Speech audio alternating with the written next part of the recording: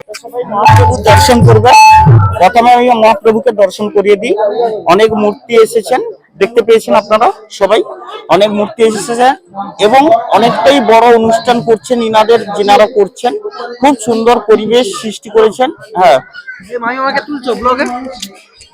তো দেখুন, তো যে উদ্দেশ্যে আমরা এতটা পথ অতিক্রান্ত করে এখানে এসেছি, যাদের বাড়িতে আহ্বানে এসেছি, তো তিনি হচ্ছে ইনাদের বাড়ি গৃহকর্তানি। তো আপনাদের বাড়ি কোথায়? বড়হাটে বাড়ি। আপনার হাজবেন্ডের নাম কি? গোপাল হাজরা। গোপাল হাজরা, বড়হাট, পটাশপুর থানা তো। হ্যাঁ। তো ইনাদের ঘরের দিদিভাইকে দেখুন, ইনাদের ঘরের আয়োজন করেছেন। হ্যাঁ, খুব সুন্দর আয়োজন, মানে অত্যন্ত সুন্দরভাবে পরিবেশটাকে সাজিয়েছেন। এভাবে আমরা চাই নাম সংকীর্তন করতে। সবাই দিদিভাইয়ের পরিবারের উজ্জ্বল হোক, দিদিভাইয়ের পরিবারের মঙ্গল হোক, এই উদ্দেশ্যে আমরা যে সমর্পণ নিয়েছি, যে অনুষ্ঠান করতে চলেছি। দেখছেন পেছনে শিবু দাদা ভাইও আছেন। সবাই প্রার্থনা করবেন ইনাদের পরিবারের যেন সবারই মঙ্গল হয়।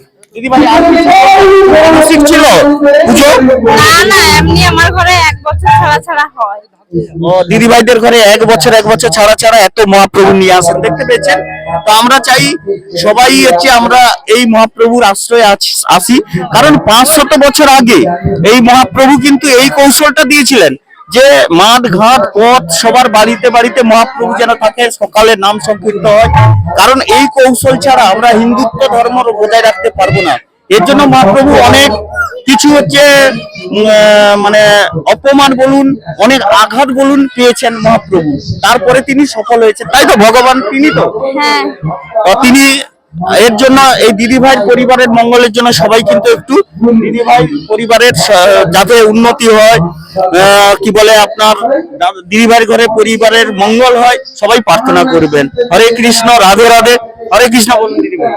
হরে কৃষ্ণ। হরে কৃষ্ণ, রাধে রাধে। জয় মহাপ্রভু, গৌরাঙ্গ মহাপ্রভুর জয়। জয় গৌর নিতাই।